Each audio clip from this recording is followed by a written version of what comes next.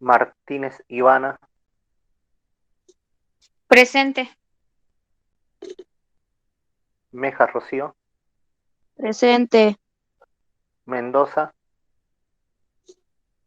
Presente, profe. Ortega Silvina, Presente, profe. Pantaleón Giovanna, Presente. Pérez Giselle, Presente, profe. Tristán, Presente, profe. Pizarro, Presente. Prevet, Presente. Quiroga, Presente, profe. Rivera,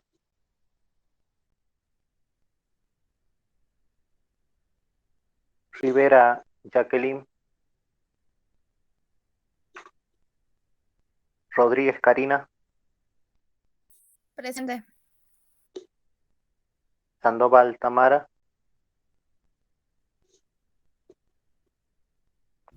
Presente, Sandoval profe. Tamara, ahí está. Y ya vamos terminando. Serapio, Presente. Sosa Rocío, Presente. Villagra Brenda, Presente, profe. Villavicencio Jimena, Presente, profe. Centeno. Presente, profe. Bueno,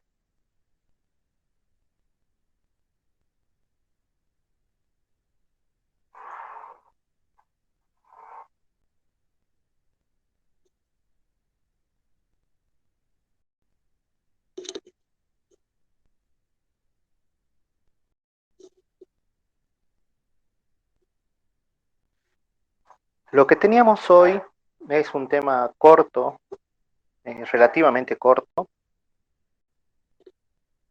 para ver lo que es ionograma y lo de gasometría arterial. Bien. Un ionograma plasmático, ¿sí? Es un estudio que va a solicitar el personal médico para evaluar el estado iónico del paciente, es decir, el estado iónico del compartimento intravascular. El estudio incluye la concentración clásicamente de sodio y potasio. ¿Sí? Son los dos iones que tienen una mayor importancia dentro de lo que es un estudio de rutina. Y podemos tener un estudio extendido donde vamos a medir los otros electrolitos como ser el magnesio, el cloro, calcio, bicarbonato y fosfatos. El equilibrio de estos iones, de todos estos iones, son fundamental para el correcto funcionamiento de nuestro cuerpo y el mantenimiento correcto de las funciones que deben desempeñar los distintos órganos. El objetivo del ionograma plasmático en el control del equilibrio hidroeléctrico es establecer el diagnóstico en patologías clínicas de la que se sospeche que su origen puede estar asociado a un problema renal, a un problema digestivo, a un problema cutáneo o a un problema respiratorio, que son las causas más comunes, ¿sí? Son las causas más comunes de una alteración a nivel de las concentraciones de estos electrolitos.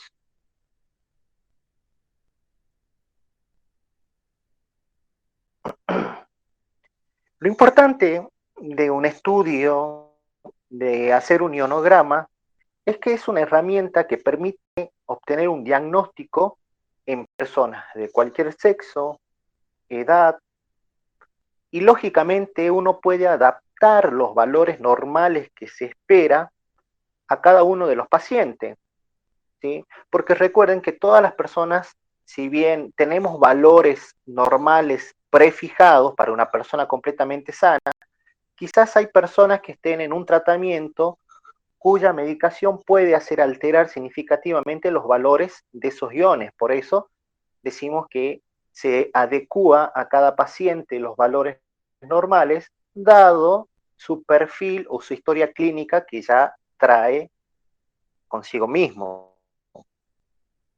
¿Cuáles son los valores que uno espera? Por lo general se miden en miliequivalentes por litro. Nosotros habíamos visto que miliequivalente por litro sería algo así como milinormal, porque habíamos visto en química que equivalentes por litro era una concentración normal. Acá lo medimos en miliequivalentes por litro porque son valores muy pequeños los que se encuentran de estos iones a nivel plasmáticos.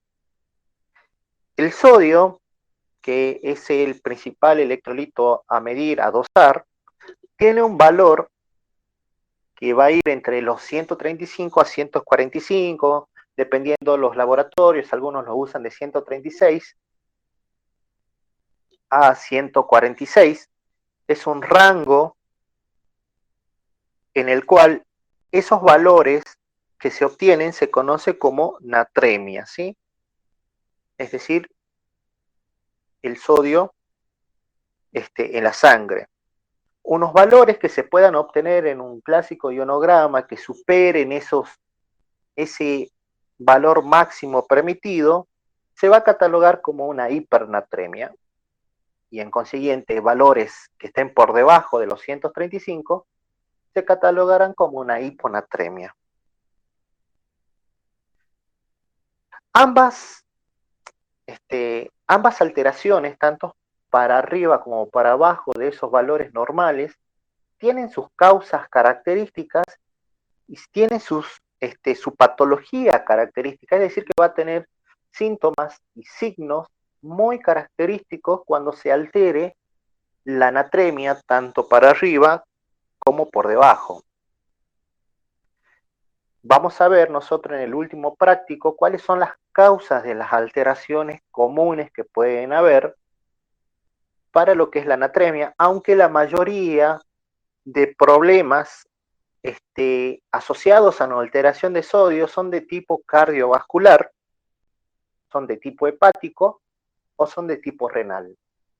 Es decir, si una persona tiene una alteración en el sodio, es de esperar que el origen de esta alteración esté a nivel del corazón, del riñón o del hígado. El potasio sérico, que tenemos unos valores de 3,5 a 5 miliequivalentes, se denomina calemia o potasemia, ¿sí? Esos son los valores normales de potasemia. Al igual que en la natremia, también podemos tener casos en los cuales van a existir valores mayores y menores, dándome lugar a la hipercalemia o a la hipocalemia o hipopotasemia, ¿sí? Los niveles elevados de potasio por lo general se pueden deber a un aumento en la ingesta de potasio, en el trastorno en la distribución o falla en la excreción del mismo a nivel renal, ¿sí? O alteraciones endocrinas debido a una alteración en las hormonas de las glándulas suprarrenales. Vuelvo a repetir, por ahora simplemente lo nombramos, después tenemos el último práctico que vamos a ver, ya es exclusivamente de cuáles son las causas que van a generar las alteraciones en estos valores.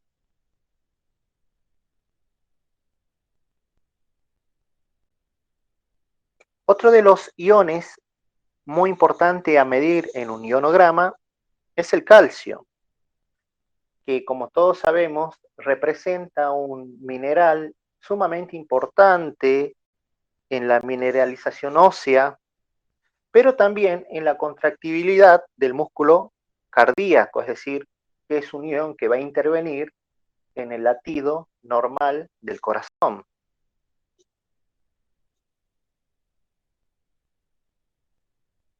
Después, otro ion que también se va a medir, que lo tenemos ahí, que es el cloro. El cloro más que nada está asociado, el aumento o la disminución de lo que es el cloro está asociado con una sudoración excesiva o una deshidratación.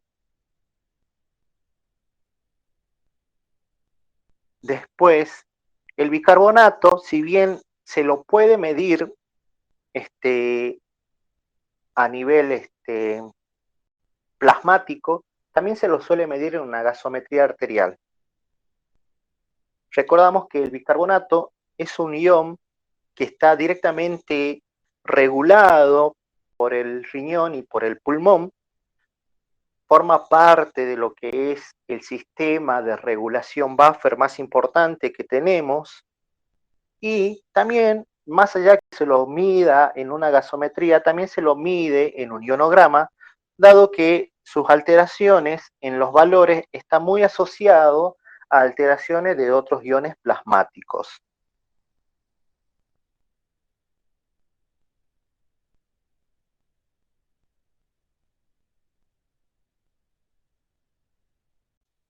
Un ionograma, chicos, es un análisis muy importante en el control de pacientes que se tengan una edad muy avanzada o personas que se encuentren en cuidados de terapia intensiva o intermedia, ¿sí? Es un test muy común, un análisis muy común que se suele usar para ir evaluando el estado iónico de la persona. Algunas veces no solamente se miden todos los iones por separado, a veces se puede solicitar que se haga una medición de un determinado ion en particular cuando se sospeche que exista algún problema asociado a un electrolito específico. ¿Me siguen hasta aquí? Sí, profe. Sí, profe. Bueno, es cortito lo de ionograma, básicamente es medir los iones que hay y cuáles son los valores. Lógicamente no tenemos que saber todos los valores que tiene el cloro, el magnesio, el bicarbonato, pero sí saber mínimamente los valores de sodio y potasio, ¿sí?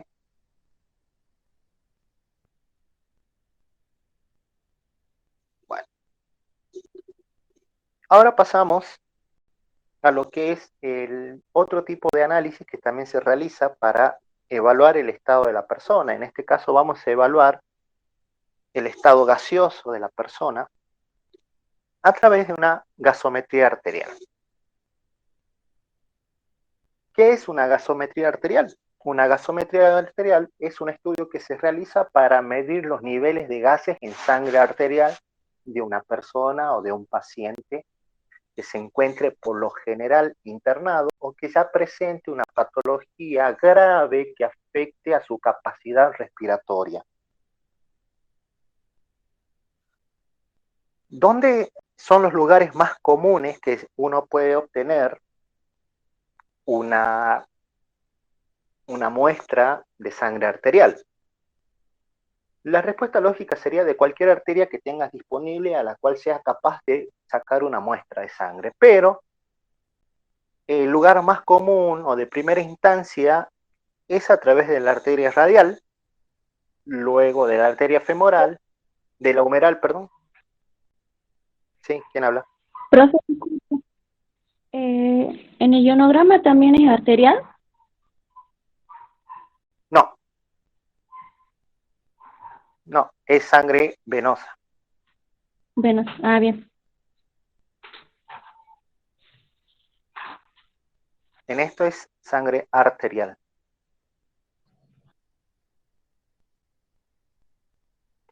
¿Dónde son las arterias más comunes? Vuelvo a repetir, en cualquier arteria que ustedes tengan acceso y puedan obtener una muestra. ¿Dónde debería ser el lugar más común usado? Es en la arteria radial, ¿sí?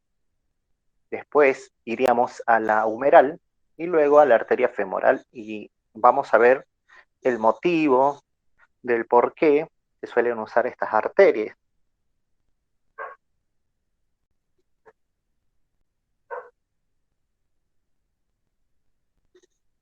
¿Qué es lo que debo hacer antes de hacer una toma de muestra? Y esto es sumamente importante, chicos, que presten atención y que lo entiendan, porque las veces que lo he visto, a personas que tomaron una muestra de sangre arterial por algún motivo que estuve presente en el momento que vi que sacaban sangre arterial, nadie hizo esto. Lo primero que hay que hacer, en el caso de que sea posible de tomar una muestra de sangre arterial, es hacerlo a través de la arteria radial. Primera pregunta que le hago a todos, ¿por qué? Porque es la más fácil de encontrar. ¿Cómo? ¿Es la más fácil de encontrar? La que no corre tanto riesgo como la de la ingle, ¿puede ser? Por el dolor. ¿Por qué no tiene Por el venas dolor. satélites cerca, profe? Las otras son más profundas. Puede ser que porque tenga más presión.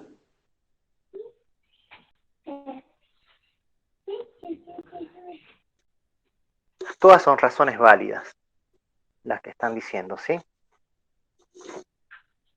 Dolor van a sentir siempre, chicos. Recuerden que las arterias en el paquete básculo nervioso, yendo de superficial a profundo, es vena, arteria, nervio, ¿sí? Es decir, que las arterias están más insertadas en el músculo, en el tejido muscular, razón por la cual para ustedes llegar hasta una arteria tienen que atravesar capas de músculo y eso resulta extremadamente doloroso. ¿Cuál es el principio del que se elija la arteria radial? Se elige porque, como ustedes pueden ver en la imagen, ustedes tienen dos arterias paralelas que van a irrigar al mismo miembro. Estamos hablando de la arteria radial y de la arteria cubital. Para que no se equivoquen, la arteria radial es la que está en dirección al dedo gordo, ¿sí? Dice el dicho, el gordito escucha la radio. Entonces, la radial es la que va para el dedo gordo, la otra es la cubital, ¿sí? ¿Qué es lo que hay que hacer antes de tomar una muestra de la arteria radial? Se debía realizar el test de Allen. Y que nunca, pero nunca, chicos, de las 6, 7 veces que vi que sacaron muestra de sangre arterial, nadie lo hizo.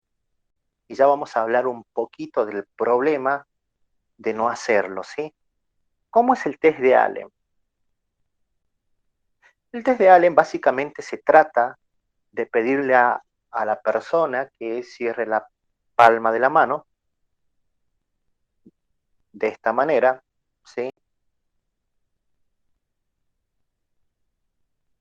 ¿Lo pueden ver? Forma un puño, ¿sí?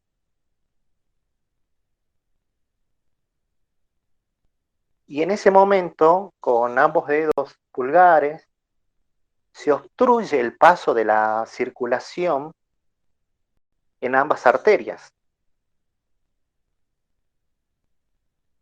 Y luego se le pide a la persona que extienda la mano. Lo que uno va a observar ahí es que la perfusión sanguínea, ¿sí? Es decir, la circulación de sangre hacia la mano, directamente es inexistente. ¿Por qué? Porque ustedes están obstruyendo el paso sanguíneo en ambas arterias que van a irrigar la mano. Entonces, ¿qué es lo que va a pasar? La palma de la mano tiene un aspecto blanquecino, ¿sí? Entonces, en ese momento, ustedes siguen presionando la arteria radial y van a liberar la arteria cubital, ¿sí? Y se van a fijar cuál es el tiempo que tarda la palma de la mano en adquirir el color normal, rosado. Si llega hasta los 10 segundos, se considera que se puede sacar sangre. Si supera los 15 para arriba, se considera una prueba de Allen negativa. ¿Por qué va a ser una prueba de Allen negativa? Porque ya le está indicando que hay algún problema en la circulación sanguínea colateral de la arteria cubital.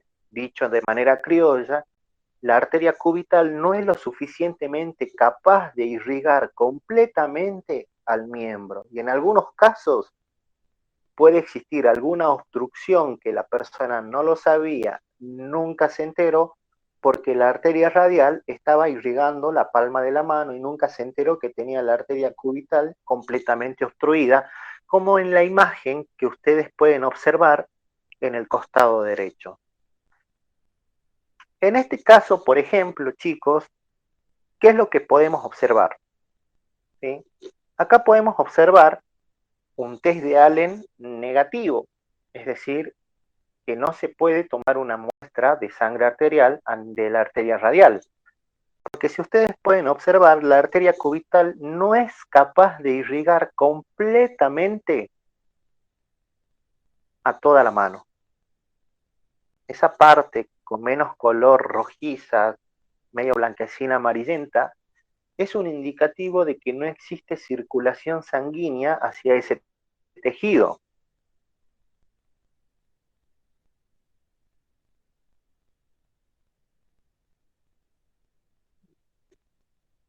Y ya vamos a ver el problema de eso.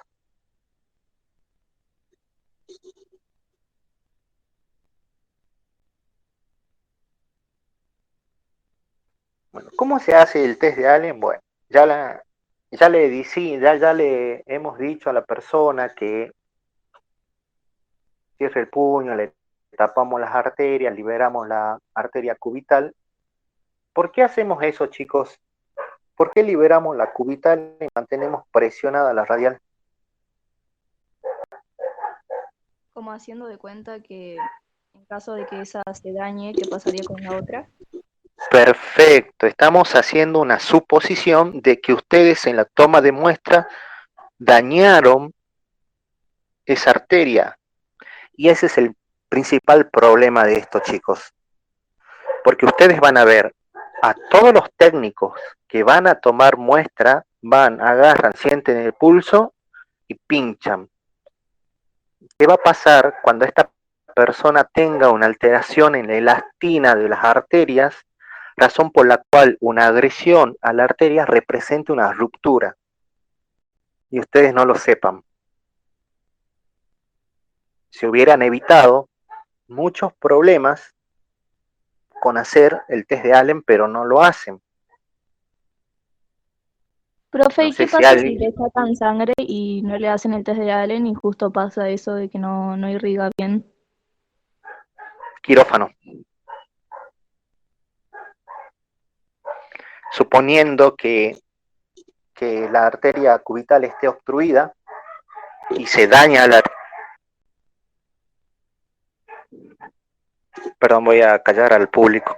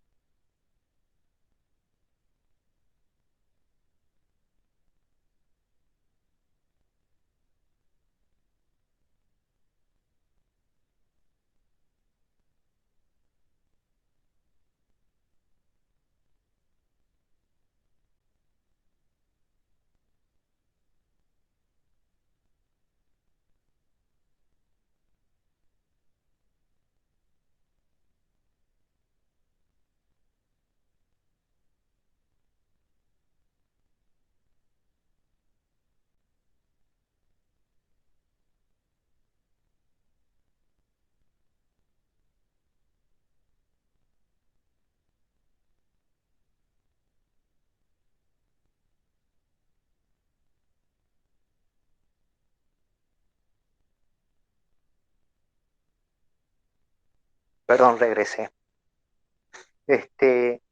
Respondiendo a la consulta que hizo, ¿qué pasaría en ese caso?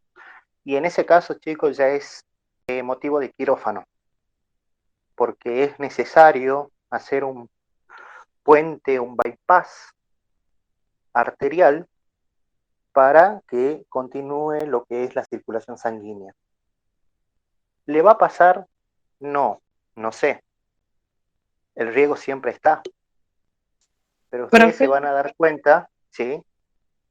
usted está diciendo que ahí se ve lo de la arteria cubital, ¿verdad? Pero Estaba diciendo que la sangre arterial normalmente se saca de la otra arteria, digamos. Eh, Igualmente, digamos, si se saca, se toma la muestra de la radial, digamos, y no de la cubital, ¿habría algún problema, digamos? Se toma de la radial. Claro, de la radial, Ujú. pero ahí estaba diciendo que primero se destapa, por así decirlo, se suelta del lado de la cubital, ¿verdad? Por eso como que me quedé pensando en eso. A ver, vamos por parte. Acá. Vos me decís, tu pregunta es, ¿por qué si tenemos la radial, porque esta es una mano izquierda, ¿sí? La radial hacia el lado del pulgar y la cubital en el otro extremo, acá tenemos el túnel carpiano, en el medio, eh, se toma de la radial. Y vos me decís, ¿habría algún problema que lo tome la cubital? ¿Sí? No, no, no.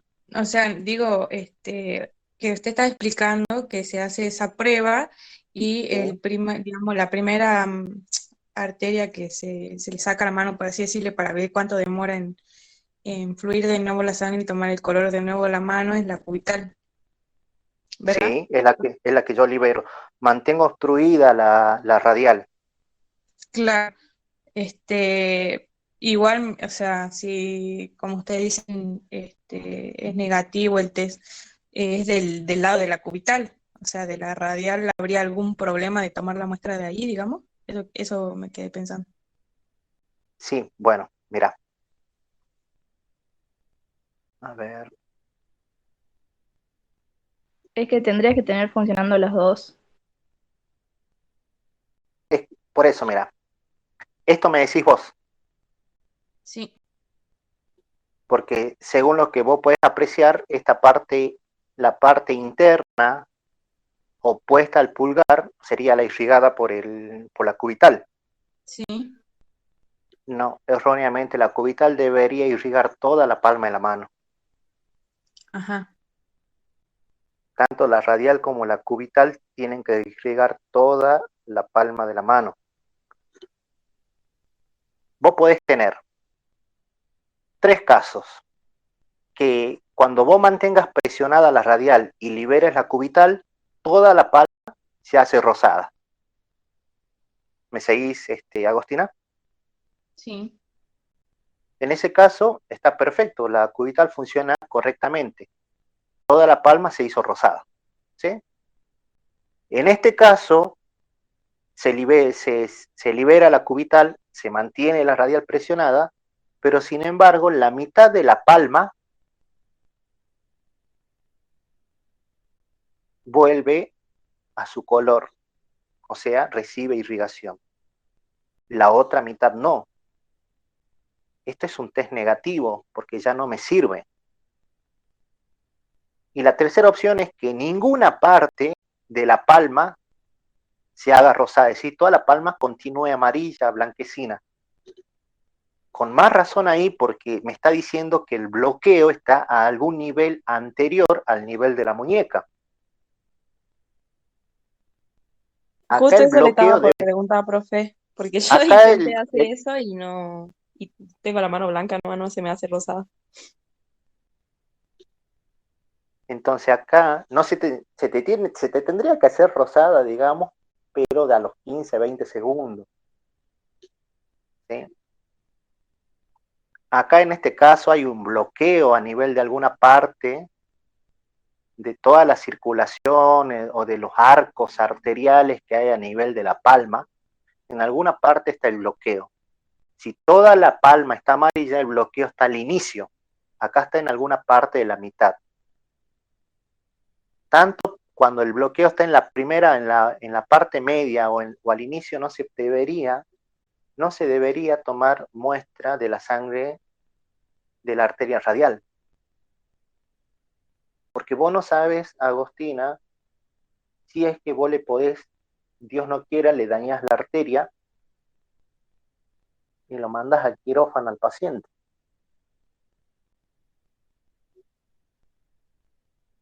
Y si pasa mucho tiempo sin haber irrigación a esa parte, y lo más probable es que la persona quede con pérdida sensitiva o motora de la mano. Ese es el problema.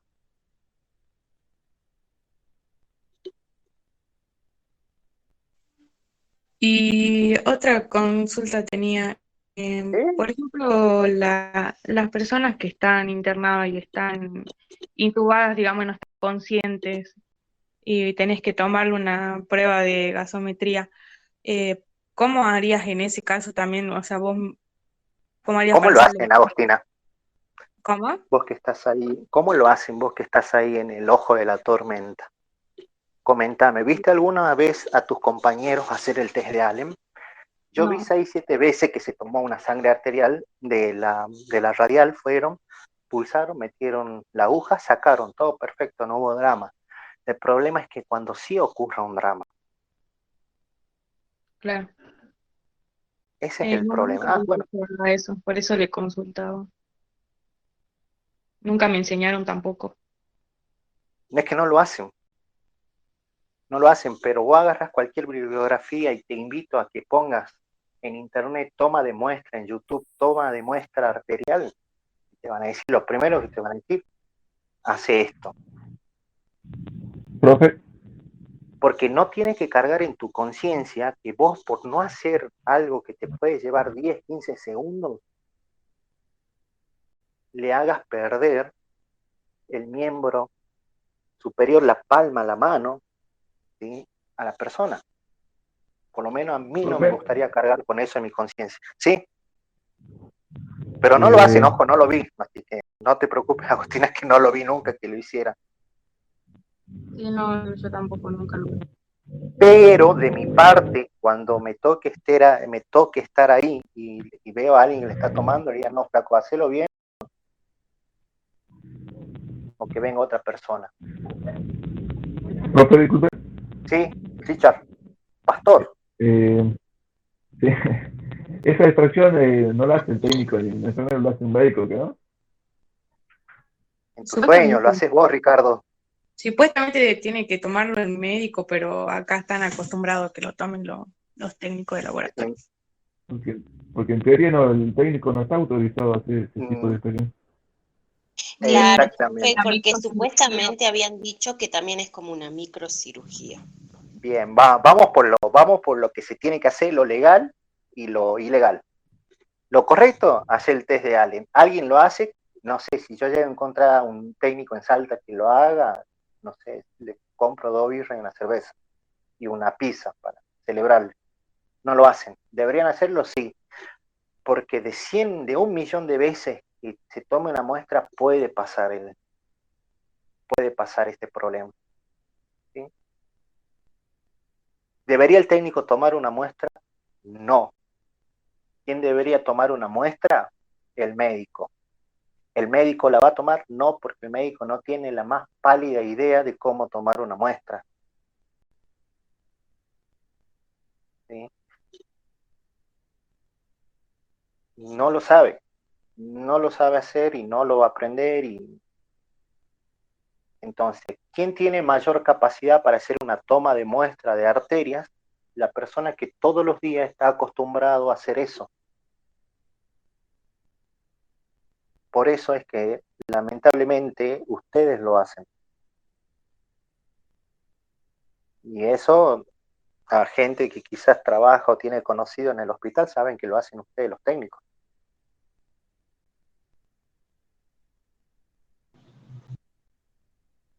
Así que, Ricardo, que no te tiemble el pulso.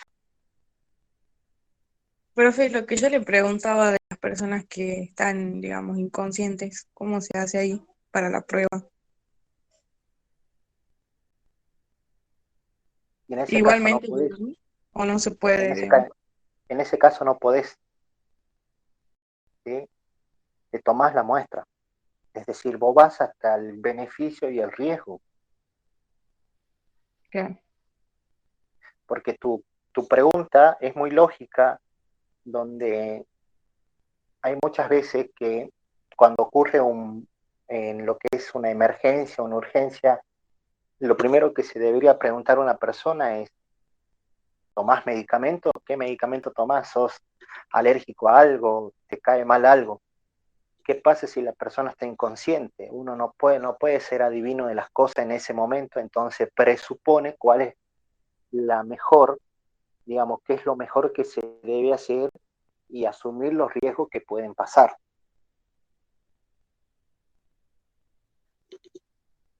Profe, ¿y por medio de estudio no se puede saber o sea, está la posibilidad de sacarle o no sacarle? Sí, se podría hacer, simplemente vas a demorar más. Recordad que una gasometría arterial, si bien se dice que está indicado para personas que tienen algún problema respiratorio, un enfisema pulmonar, personas con una diabetes muy avanzada, personas con EPOC, ¿sí? Que quizás van a un tipo de control ambulatorio, la mayoría de veces que se hace una gasometría arterial son para personas que están en terapia intensiva o intermedia, porque se los necesita evaluar constantemente cómo están avanzando. Y otra cosa, Profe, hacer estudios, digamos, hacerte una placa, quiero ver, hacerte un holter, ¿sí? Hacerte algo, representa muchas veces, y acá viene el problema ético, representa muchas veces un gasto que los hospitales no están dispuestos a asumir. ¿Se podría hacer? Sí, perfecto. Yo le hago un on-holter, un ecodoppler arterial, ¿sí? Le hago a la persona un ecodoppler y ahí veo perfectamente la anatomía de cada uno de los vasos. Entonces, no, ninguno está obstruido, está todo perfecto, le tomo. ¿Lo van a hacer? No lo van a hacer porque representa un gasto. ¿Me entendés? ¿Se podría hacerlo? profe, Sí, ¿las personas sufren de asma también? también. Acordate Y que la idea de una las personas gasometría que sufren. arterial es medir los gases en sangre, ¿sí? Si la persona llegado a un punto crítico, personas asmáticas, diabéticas, con enfisemas pulmonares, personas que fuman, llegan a un punto en que no son capaces de oxigenar, se le va a aplicar una terapia clínica con medicamentos, con cambio de rutina, y se lo tiene que evaluar cómo va cambiando los niveles de gases constantemente. ¿Sí? El tema que el asma y todo eso son, digamos, pacientes ambulatorios que van, se les receta y después se les va a pedir una gasometría. Pero como les dije, la mayoría de las veces lo van a hacer con pacientes que están internados. Y les presento otra, así como ustedes dijeron, ¿qué pasa si está inconsciente? Y le hago otra pregunta, y esto pasó, creo que le comenté el año pasado, ¿se acuerdan cuando se quemó, que fue en la pandemia que se quemó los chiquitos? Ahí frente al mercado Cofruto, ¿se acuerdan o no? Que Sí, profe. fallecieron al final un nene y una de 8 y una chiquita de 5, algo así, no me acuerdo realmente, pero eran dos niños que fueron al materno infantil con quemadura en el 90% del cuerpo. Llega a urgencia y, no sé, Agostina entra en el materno infantil, le toca hacer guardia, llegan esas personas y acá viene la pregunta, ¿cómo hace Agostina para extraer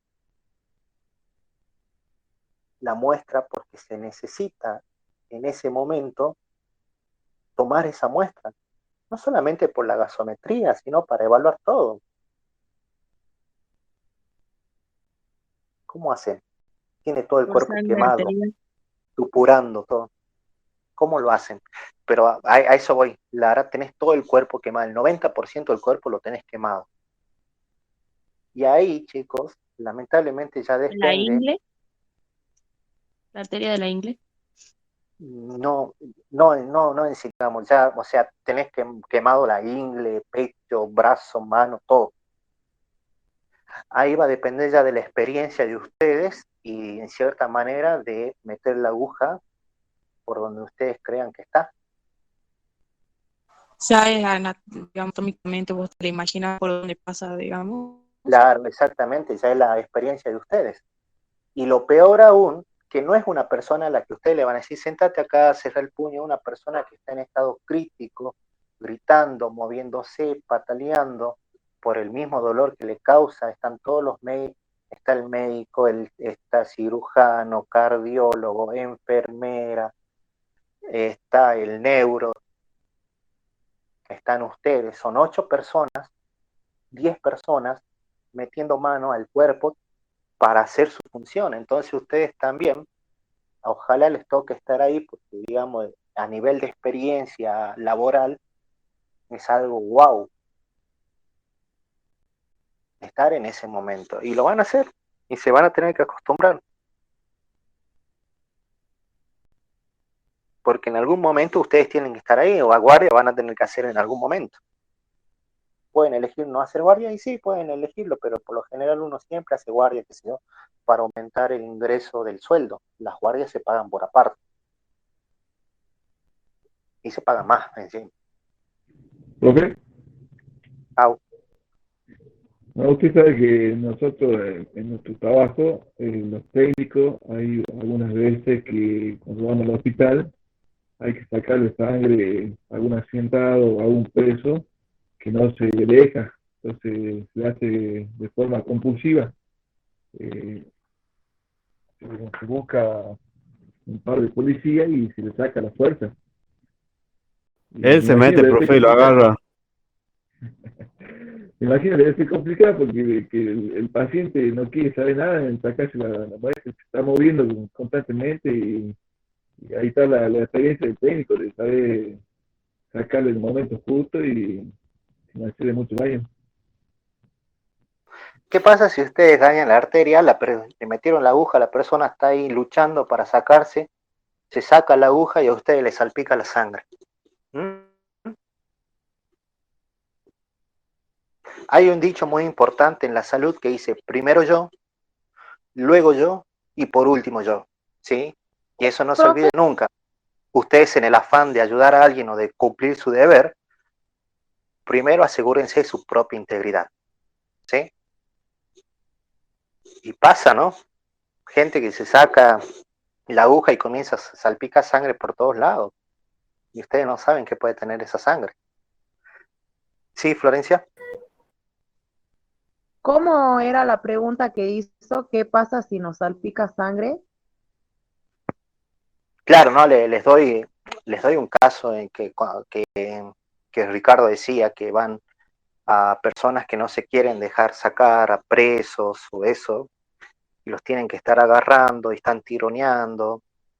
Y si ustedes dañan la arteria y la persona saca rápidamente, y la sangre va a comenzar a ser expulsada. Y no va a ser un sangrado, sale como un chorro, ¿sí? La presión. Claro. Por ejemplo, mis Y, compañeras una vez tuvieron una situación así en una de las salas del hospital, en infecciosas B, justamente donde están los pacientes infectados por HIV.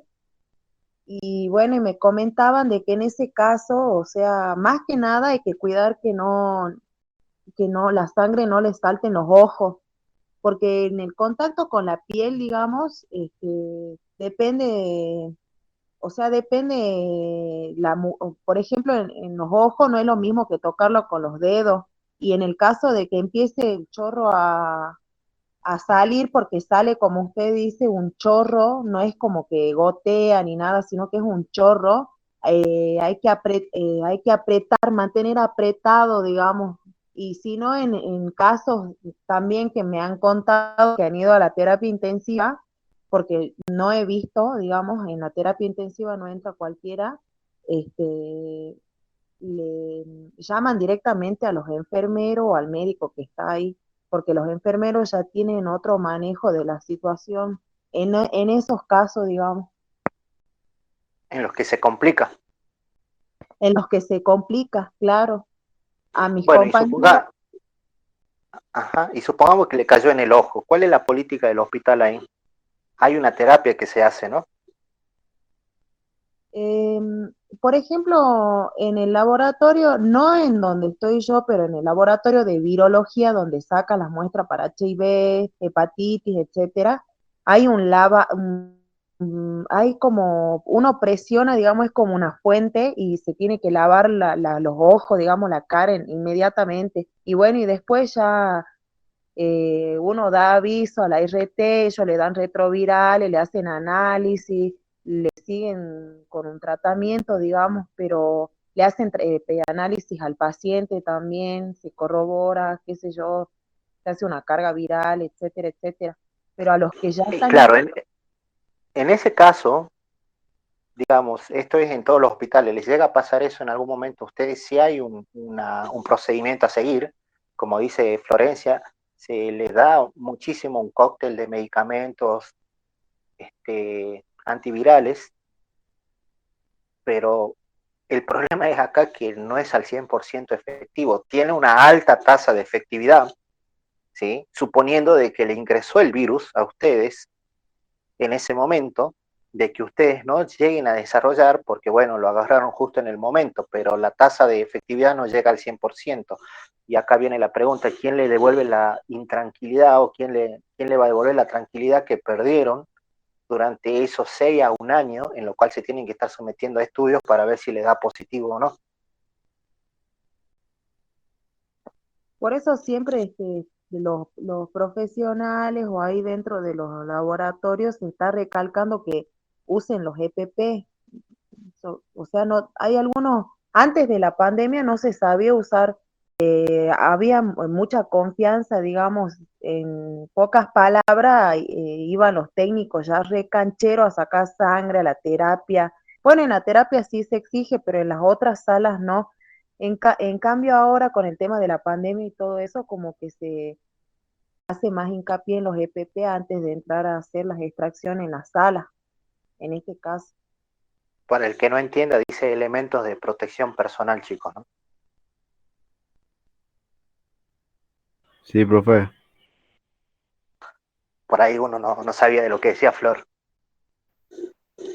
Pero sí vemos, profe, sí vimos eso en bioseguridad. Ah, bueno, genial, genial, genial. Fíjense, Rico. fíjense acá en esta mano cerrada, ¿sí? Para que por lo menos, si un día les toca, ya más o menos van sabiendo, ¿sí? Cuando ustedes cierran el puño, esto que se marca acá, es el tendón del palmar mayor. Es el más prominente que ustedes van a sentir, que ustedes van a palpar cuando cierren el puño de esa manera. Bien. Entre este tendón del palmar mayor y el borde lateral del radio, se forma un canal, que es este que estoy acá señalando, por donde va a pasar la arteria radial, ¿sí?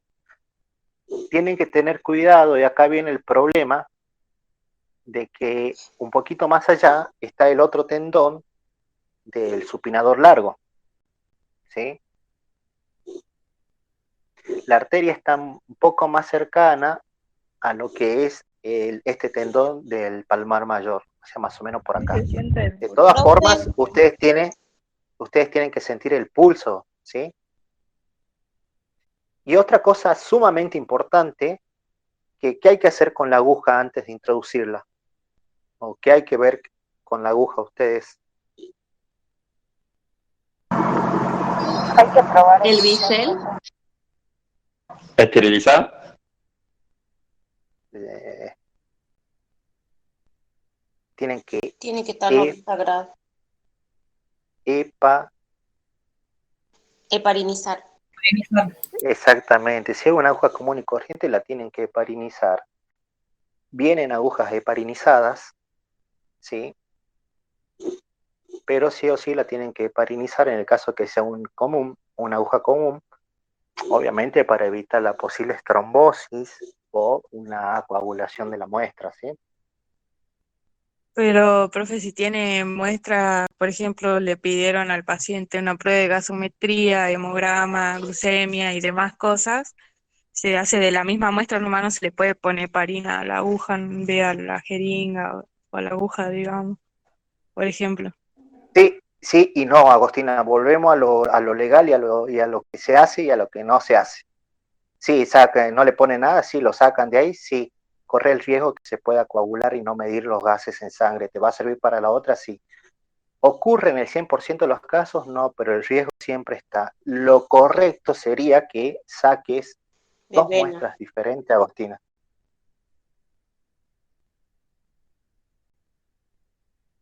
No. Es que normalmente se nos pide que de la misma muestra se haga todo, no pinchar 2 veces al paciente, por ejemplo, digamos.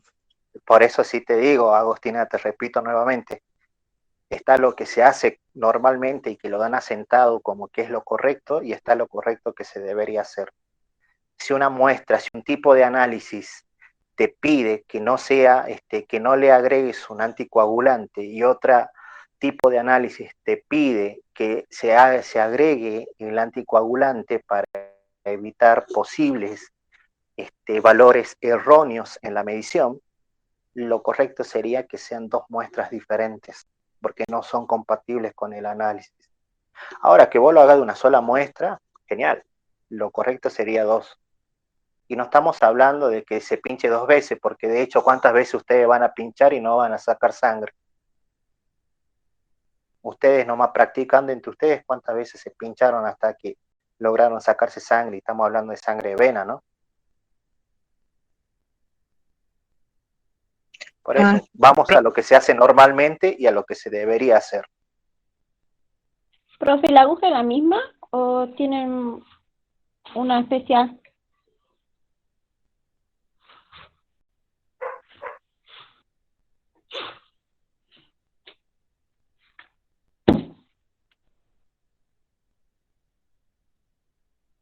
Es la misma, chicos.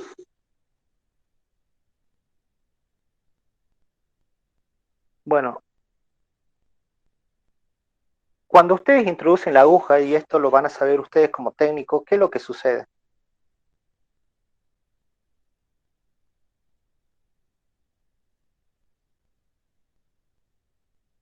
Profe, yo le quiero hacer una pregunta. Bien, primero respondamos qué es lo que sucede cuando ingresan la aguja y después te respondo tu pregunta, Loaiza, dale.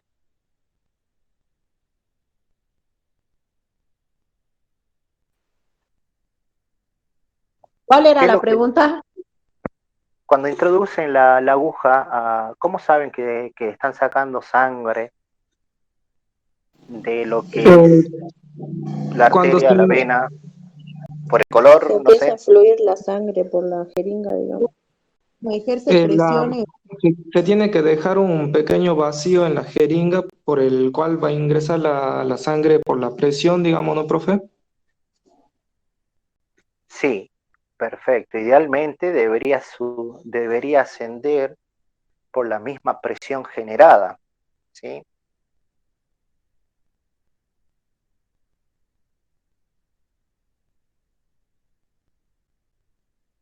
Y si no asciende, la pregunta del millón. Es porque no llegó a la arteria. ¿Qué dijo? No entendí. Tenemos un paciente en terapia intensiva, ¿sí? Tenemos un pulso arterial demasiado bajo, tenemos una presión arterial baja. ¿Ustedes esperan que la sangre pueda subir? No. En ese caso no. ¿Y cómo hacen ustedes para saber que es sangre arterial? Lo ideal sí va a ser que suba sola. Y si no sube, bueno, puede ser el color si son muy cancheros para distinguir, pero... Y la otra, volvemos a lo mismo, ya va a depender de la experiencia de ustedes, de las veces que sacaron y donde ustedes saben que ya llegaron a la arteria. Y eso se adquiere con experiencia nada más, chicos. A mí, profe, ¿Le va a pasar alguna vez? Le va a pasar. La mayoría de las veces va a subir sola. Genial, bonito, de 10, sangre arterial. ¿Qué pasa cuando no suba? Y ustedes lo primero que van a hacer es sacar la aguja y volver a pinchar. Y duele horrible. Calculo que sí están atravesando tejido muscular. A El mí una drama vez de me pinchar muchas pusieron, a veces mí una vez me es, sacaron un duele horrible, horrible.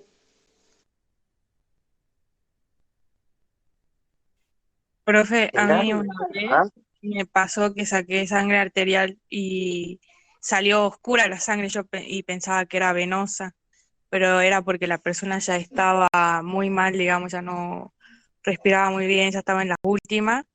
Y yo me frustré porque lo saqué, lo pinché como 2, 3 veces, era un paciente ya intubado y demás, y le saqué como 2 veces porque pensé que era venoso, y cuando fui a hacerle el análisis me di cuenta que no.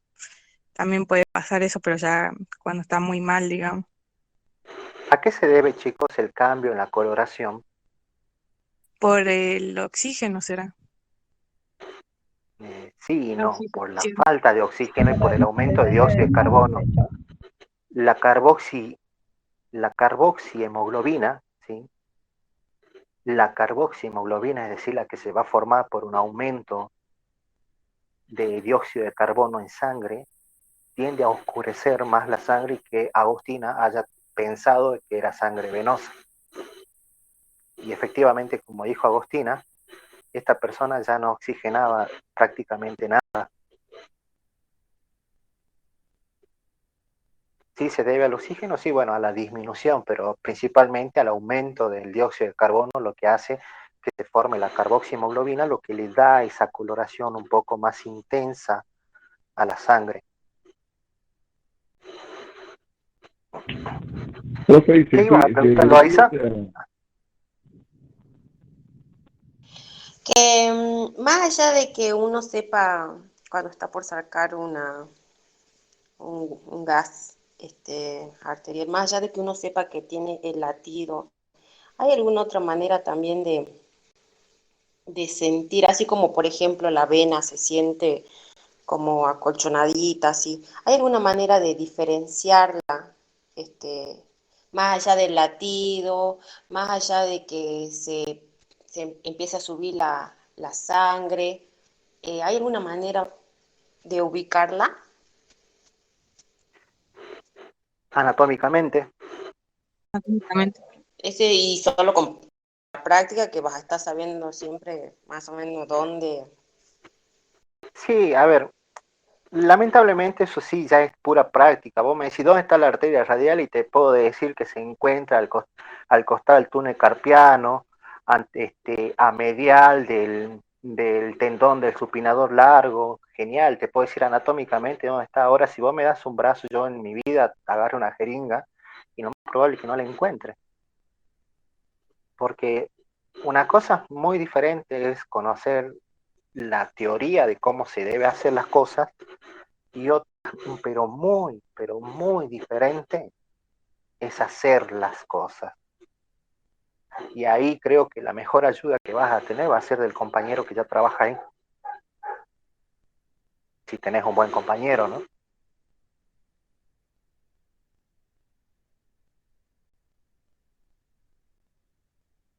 Porque todo lo que estamos ahora hablando es netamente teórico. Yo creo que no nos vamos a arriesgar nunca a sacar una toma de muestra arterial por todos los problemas que vamos a ver ahora que pueden ocurrir. Y no, realmente si me preguntas si hay otra manera más sencilla, yo no soy la persona indicada para responderte. Eso le podrías preguntar a alguien que ya trabaje de eso, si algún día entras y te mandan a la parte de intensivas a tomar sangre arterial y que tu compañero te explique o te enseñe. Porque eso únicamente con la experiencia. Ok. Bueno, las otras lugares de punción es la femoral, ¿sí? Por debajo del ligamento inguinal, ¿sí? Ustedes cuando levantan la pierna o abren las piernas, ¿sí? Vieron que hay personas que pueden abrir las piernas a 90 grados, y otras personas que no tanto, lo abren a 45. Generalmente las personas que que se pueden estirar bastante, ¿sí? Tienen una buena elasticidad. Si ustedes se tocan ahora ahí en la parte de la ingle, van a sentir ahí como duro, como ahí lo van a sentir al ligamento, que es el que evita que uno se pueda abrir completamente las piernas, ¿sí? Lógicamente, la elasticidad de distintas personas son diferentes, por eso algunos nos podemos abrir más que otros, ¿sí? ¿A qué viene eso? Que ese es el lugar de referencia de ustedes para palpar, y por debajo tienen que hacer la punción para la extracción de la arteria femoral.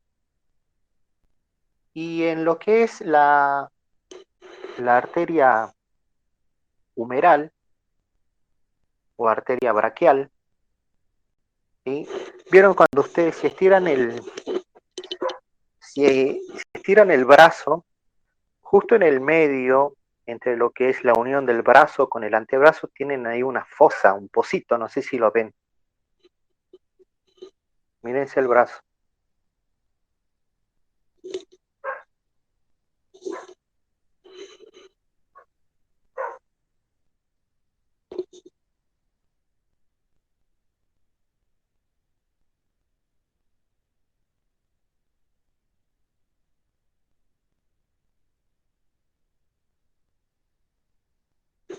Bueno, espero que se hayan mirado, si no. Justo ahí, como pueden ver en la imagen, en ese pozo, por debajo de lo que es el músculo braquial, se encuentra la arteria braquial o arteria humeral, y es ahí de donde ustedes deberían extraer la muestra. El problema siempre de una extracción de sangre arterial es saber o es conocer anatómicamente si la región de la cual ustedes están extrayendo una muestra tiene irrigación colateral. ¿Qué quiere decir eso? Si hay alguna otra arteria, ¿sí? O una rama de alguna arteria que esté llevando sangre hacia ese tejido, ¿sí? La arteria braquial, ¿sí?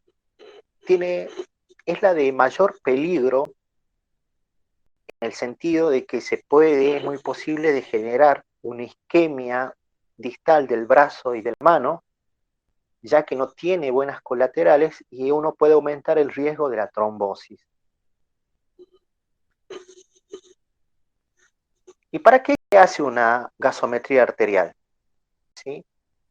La gasometría arterial va a estar indicada para valorar el patrón respiratorio, es decir, cómo se están intercambiando los gases en esta persona, evaluar el nivel de oxigenación y de perfusión que puede haber.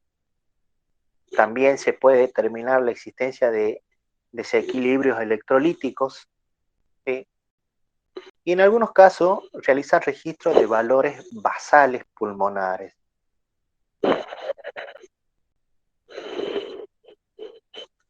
¿Cuáles son las posibles complicaciones que puede haber? Obviamente la complicación más común va a ser un hematoma. Y los hematomas, recuerden que ¿qué problema pueden traer aparejados, chicos?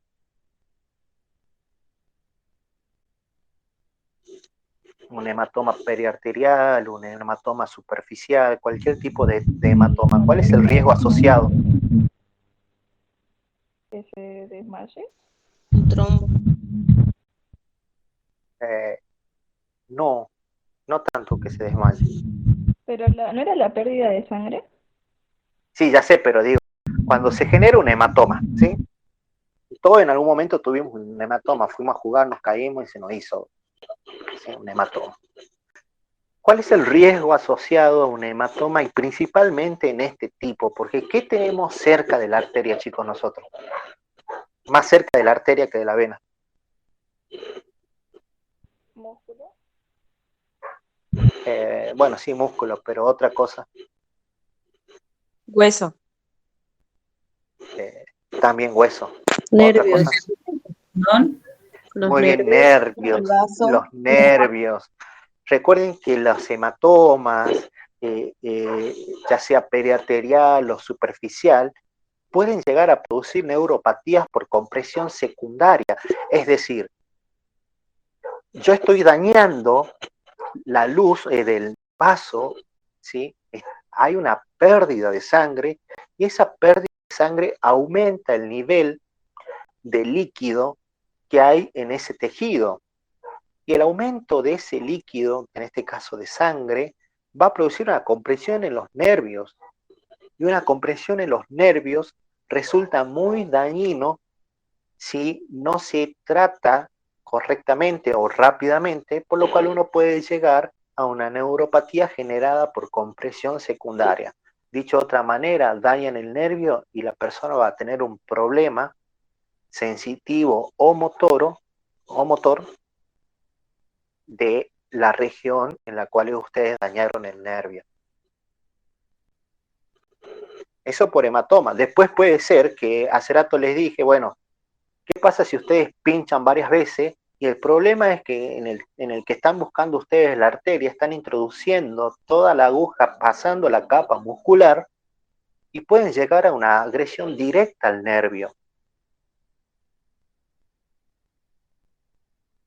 Entonces ahí ustedes ya directamente tienen una neuropatía primaria. ¿Por qué? Porque acá representa una agresión directa al nervio. Si ustedes rompen un nervio, lo más probable es que se corte la comunicación con el extremo.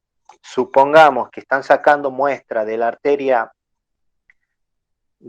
humeral, dañan un nervio y lo más probable es que la persona pierda la movilidad de una parte del brazo o la sensibilidad de una parte del brazo, si no es toda, ¿no? ¿Qué es un vasoespasmo, chicos? El estrechamiento del vaso. Bien, un espasmo es un movimiento involuntario, el vasoespasmo ese sí exactamente es el estrechamiento del vaso. El problema del vasoespasmo es la isquemia que se puede generar. Ustedes recuerden que si disminuye el calibre o el diámetro de circulación de un vaso, el flujo sanguíneo que atraviesa ese sector también disminuye, razón por la cual todos los órganos, tejidos que estén posterior a ese acortamiento tendrán menos irrigación. Y eso se conoce como isquemia, cuando una persona tiene una irrigación inadecuada en un determinado sector. ¿Por qué decimos isquemia distal? Y porque nosotros vamos a sacar de la arteria radial, por lo tanto lo que va a estar, no va a estar irrigado correctamente puede ser la mano. Si la sacamos de la humeral, vamos a tener el antebrazo y la mano, ¿sí? Siempre en los miembros, en los extremos distales de nuestro cuerpo, ¿sí? Y si no, ya podemos llegar directamente al infarto, en el caso de que directamente se dañe completamente la irrigación, se va a morir ese tejido, y posteriormente a la necrosis celular, en la cual las células que están muertas comienzan a afectar a las que están circundantes a ellas, y en ese caso ya se llega a una amputación de la región, ¿sí? Después podemos tener infecciones en el caso de no haber desinfectado correctamente el área, porque se pierde la continuidad del tejido de la piel como barrera principal para evitar que agentes extraños puedan ingresar a nuestro cuerpo. Y en este caso va a ser un problema, porque alguna bacteria, si en el caso que agarre la circulación arterial, y se puede comenzar a diseminar por todo el cuerpo, llegando a un problema de sepsis generalizada y consecuente fallecimiento de la persona. Son muchos problemas que uno puede nombrar con solamente pinchar a una persona, ¿sí? ¿Va a pasar? Lo más probable es que no. Pero esto denlo por seguro, a alguien en esta tierra le pasó lo que estamos hablando.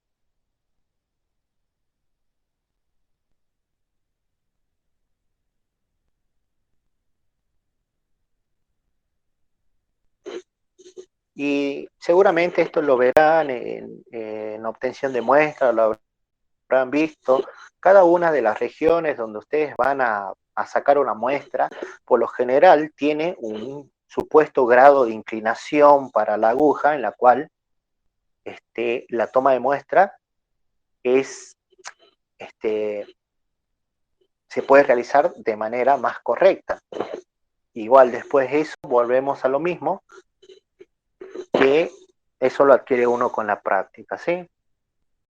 ¿Qué contraindicaciones podemos tener en una toma de muestra? Ya lo debatimos todo esto hace rato charlando, pero habíamos dicho que tengamos una prueba de ALI negativa, ¿sí? Que no se pueda tomar una muestra en el lugar. Y esto es salvable, ¿no? Porque hace rato le presenté el caso, ¿qué pasa si una persona llega con el 90% del cuerpo quemado y en teoría tiene todo el cuerpo lesionado? No se debería tomar. Y si no se puede tomar de algún lado le sacas.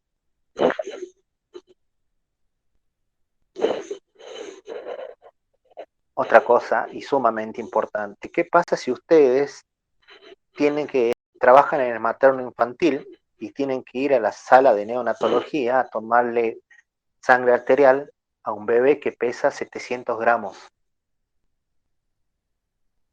¿Con otro tipo de aguja?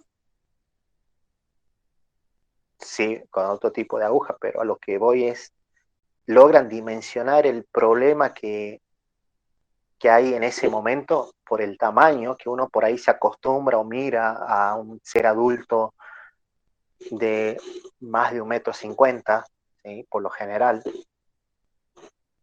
Y sin embargo, ustedes como técnico nadie los va a preparar para eso. No hay algo que se pueda probar antes de entrar ahí, ustedes lo van a aprender estando ahí. Y alguien lo tiene que hacer. Más en neonatología, son personas que son niños que todavía están con terapia de oxígeno, en las cuales todavía no tienen desarrollado la capacidad pulmonar, por lo tanto están recibiendo terapia y constantemente tienen que ser evaluados.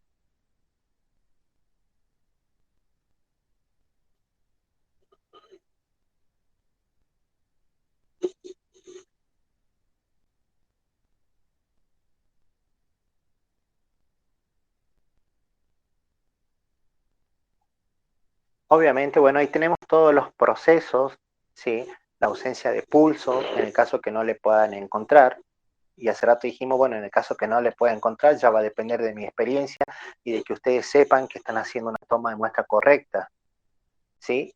Y la coagulopatía, en el caso que ustedes dañen y que esta persona esté tomando medicación o anticoagulantes, ¿por qué? Porque ustedes van a dañar la arteria y esta persona no va a dejar de sangrar. ¿Cuáles son los valores normales de referencia que vamos a tener? ¿Sí? Normalmente para el oxígeno se mide en presión, ¿sí? Por eso los valores son en milímetros de mercurio y normalmente tienen que estar entre 80 y 100 milímetros de mercurio.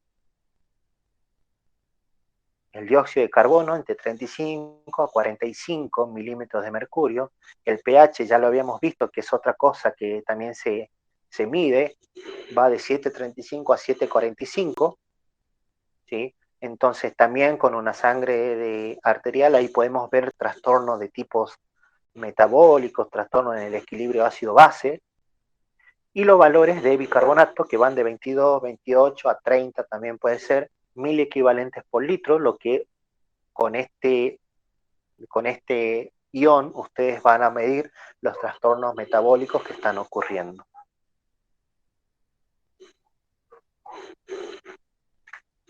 Bueno, y hasta aquí llegamos, chicos. Hasta acá son Profe, todos los un temas que van a ratito entrar con el para el valor parcial. de referencia, por favor. Hasta acá van a entrar le envío si quieren este PowerPoint, ¿no? Si quieren. Sí, profe, porfa. Hasta aquí nada más se entra en el primer parcial. La semana que viene, chicos, ustedes la tienen, como le dije, la tienen medio complicada, porque tienen muchos parciales. Me confirman si el martes no tienen clase con la profe Sonia, si tenemos nosotros el martes, ¿sí?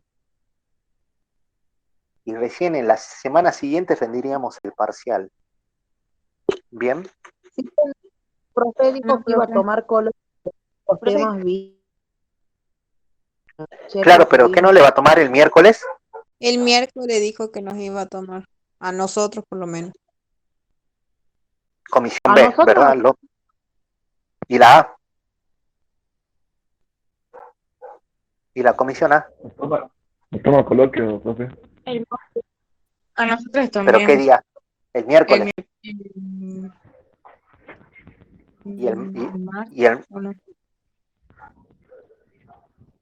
El martes nos dijo que iban a tomar, pero dijo de que también ella no iba a avisar porque no sabía si iba a...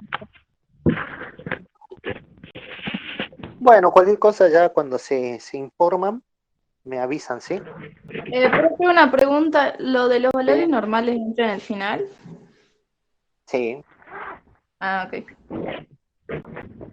porque no son muchos, digamos. A ver, en ionograma no te pido el valor de magnesio, el valor de fosfatos, de sodio y potasio mínimo lo tenés que saber, porque de hecho hay un práctico que vemos, el último que vemos, vamos a ver todas las causas de una hiponatremia, por ejemplo, o los tipos de hiponatremia, que son 6 tipos, cada uno tiene su propio origen, y digamos, vos estás rindiendo un final y no sabes cuáles son los valores de natremia, ¿cómo me vas a hablar de una hiponatremia si ni siquiera sabes los valores normales de la natremia? Y Bueno, no son profe. muchos, como te digo, sodio y potasio, presión parcial de dióxido de carbono, de oxígeno, de bicarbonato, pH sangre arterial. Y esto es importante porque la presión de dióxido de carbono, cuando veamos el práctico siguiente, que es sistema respiratorio, vamos a ver los valores que hay a nivel de oxígeno, a nivel de sangre arterial, a nivel de venoso y a nivel de los alvéolos pulmonares, es decir, a nivel exterior, venoso y arterial, y cómo se va produciendo ahí la hematosis para el intercambio de gases. Pero es el práctico que viene de respiratorio. Hasta aquí nomás llega hasta el parcial. Bueno, profe. Bueno, profe. Bueno, profe. Que anden lindo. Chao. Hasta luego. Chao, Chao, profe. chao. Profe.